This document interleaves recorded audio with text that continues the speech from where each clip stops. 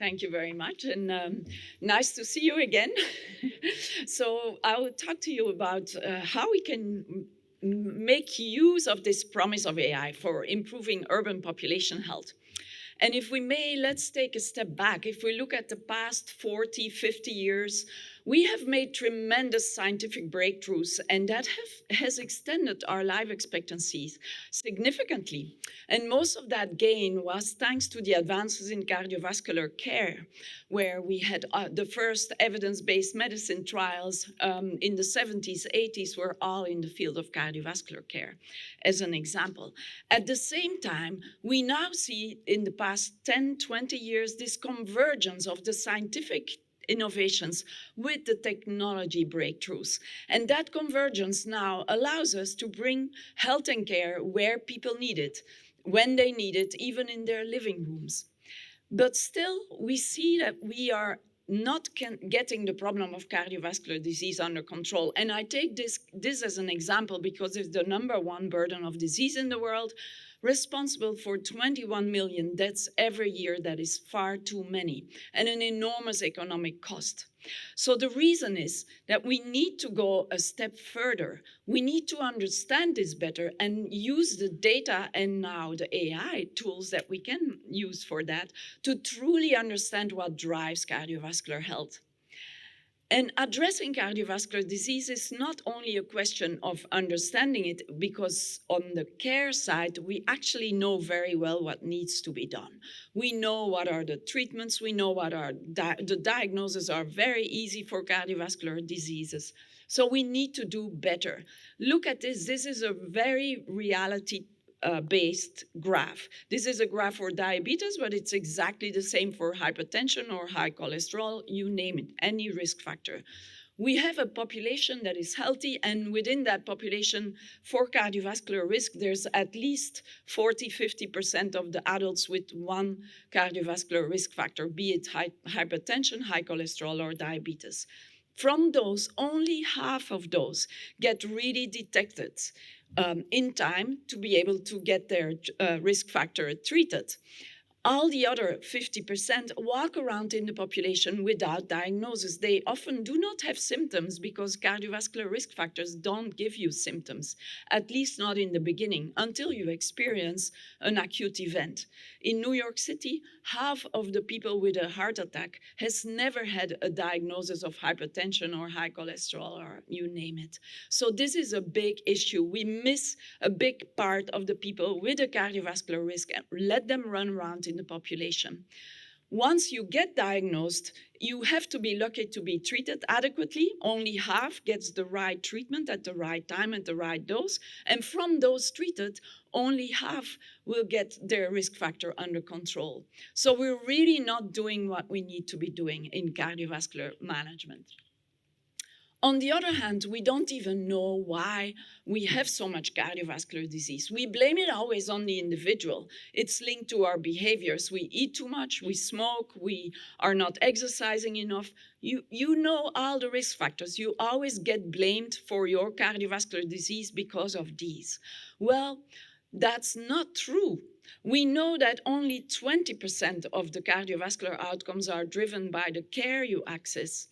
And all the 80%, other 80%, is driven by the conditions in which you live, you grow up, and you age. These are the social, economic, environmental determinants of our health, which we are not understanding well yet, that is.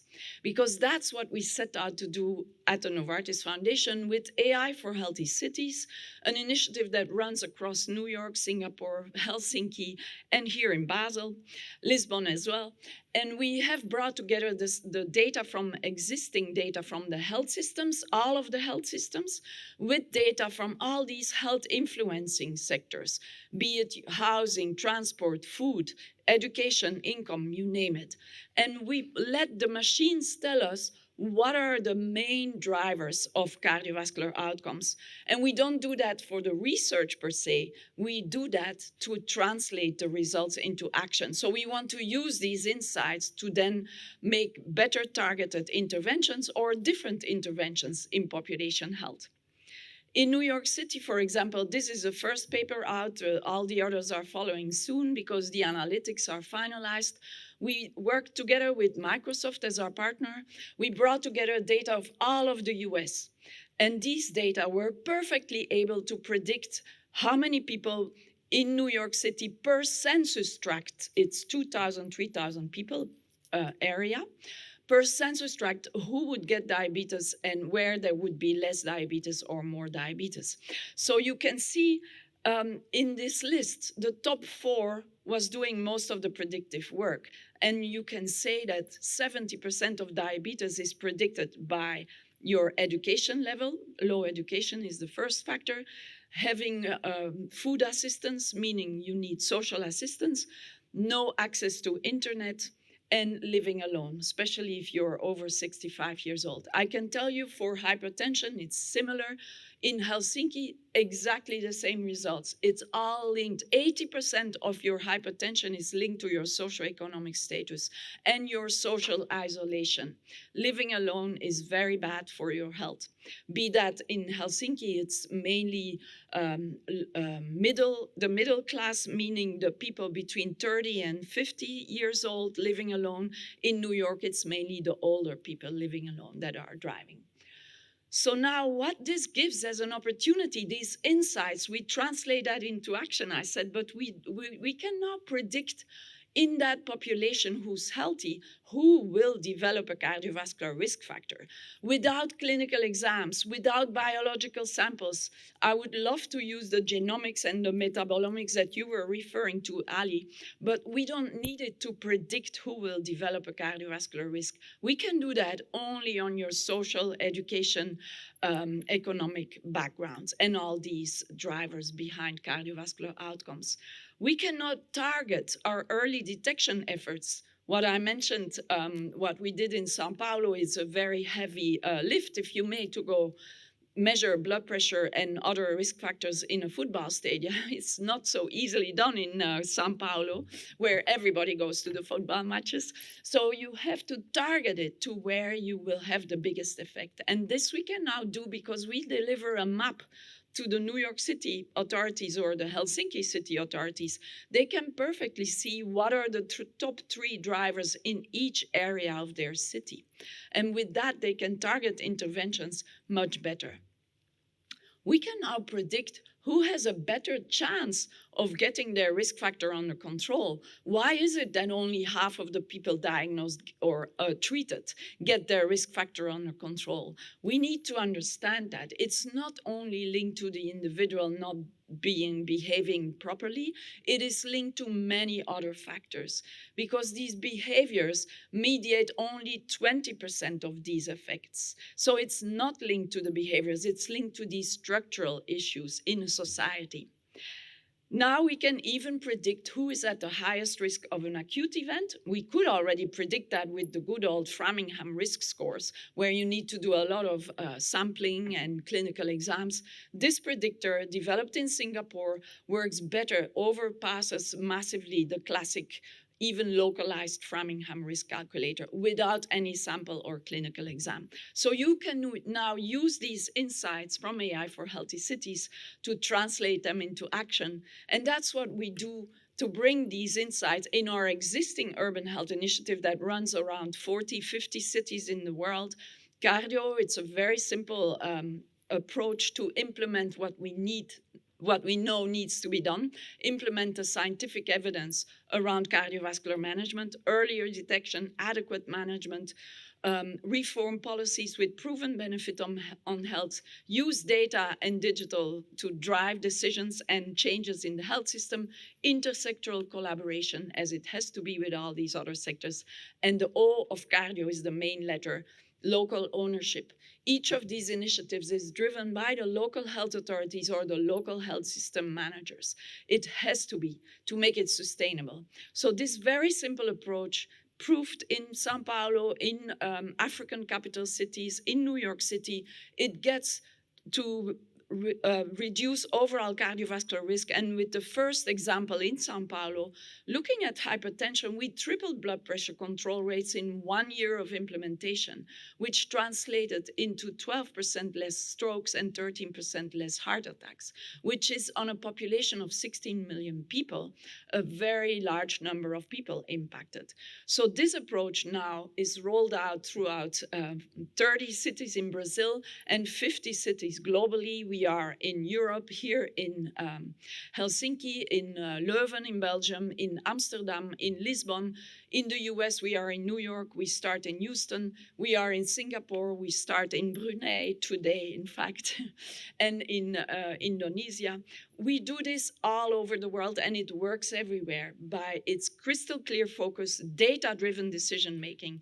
So we put the data under the nose of the decision maker every month to see where they should allocate their resources and get better results. So our ambitious goal is to reach 150 million people by the end of 27 with this initiative that is a continuously learning model. Cardio for Cities is integrating these new insights from AI for healthy cities as they become available, and it now becomes more and more automated. So different steps in the development of Cardio for Cities are now driven by AI. We are working on automated impact measurements so that we can do this much more efficiently. That's how we see health system and population health transformation. This is the resource package we currently have. It's a website that is in construction. It's very simple still because we wait until we have everything validated before we put it on there. But this is what we aim for, that any city can then look, okay, these kind of interventions make a difference. I can also use that. We can offer the simulator of interventions, the Cardio for Cities simulator we built together with here, the Swiss Tropical Public Health Institute, but also Wipro, our partner, to make it a real tech tool that is scalable and largely usable. So that tool is offered to governments now, and it's what every government is begging us for. Can you help us decide where to allocate our resources? Because as I said, they do this opinion-based, never data-based. So an intervention simulator is a crucial addition to better health for large populations. Let's imagine a future where we can use the convergence of scientific innovations and technology innovations to really deliver, I'm sorry, the slide went, on precision population health. And with that, we are convinced we can eliminate heart attacks in the next generation. So if you would be happy to join us in that ambitious goal, you are welcome to connect with me, and we are looking for partners all around the world. We have several partners. Cardio for Cities runs together with Bayer Consumer Health. We believe in the consumer health part, and with Novo Nordisk. So we are not alone anymore, and we look for many more partners, definitely in the tech space. So thank you if you would be interested to connect with me. Thank you for your attention. Thank you. Hello, my name is Darina Bersanu from Uptown Basel, and I've heard many presentations before also from yourself, Anne. Thank you very much. And I'm interested to finding out, how do you envision the partnerships going forward? What do you expect from partnerships? How do you want that to even begin going forward? Thank you for the question. It's my favorite question because we cannot do this alone. This problem of health system transformation or AI-driven transformation or cardiovascular health, it's too large for one player alone to address. So we are very proud to have been able to build coalitions of co-funders. So how we proceeded with that is to attract other like-minded foundations first, but then also other companies to work hand in hand with us. I am convinced that the new way of working in the global health space is not in the classic way of funding an NGO or granting an organization for a nice project anymore. We need to bring system change. And who is better placed than private sector players to do that, hand in hand with local authorities? Local authorities are really keen to work with us on this kind of driven public-private partnership. The Helsinki Authority, for example, they are the ones chasing us for these informations and the results because they want to use it. It's not us proposing to get solutions. They are putting the priorities, asking the questions, and we give them the answers and then build the roadmaps towards population health together. So the partners we currently have are several private sector players. Also, Swiss Re Foundation has given us their entire health budget for the Latin American replication of cardio for cities, and we are starting in Bogota, Montevideo, and with that already in 40 Brazilian cities. And then Bayer will help us in the US to scale it to 3 further cities and Egypt. For Novo Nordisk, we are still discussing where to start first, but the goal is to bridge the 2 initiatives. They have a large city initiative called for Cities for Better Health, formerly Cities Changing Diabetes. They focus on obesity prevention, and we focus on cardiovascular risk reduction. So we are very complementary with our city initiatives, and we now merge these together into one cardiometabolic population health initiative. So that is going to roll out in several cities as well. We feel private sector players who come together and align behind the same goal can have a huge impact. We don't have to multiply our resources massively, but we multiply our impact by merging the resources. Thank you. That was a remarkable presentation. The top 3 predictors that you identified were poor education, food insecurity, and old and living alone. Yeah. Those feel a little bit intractable.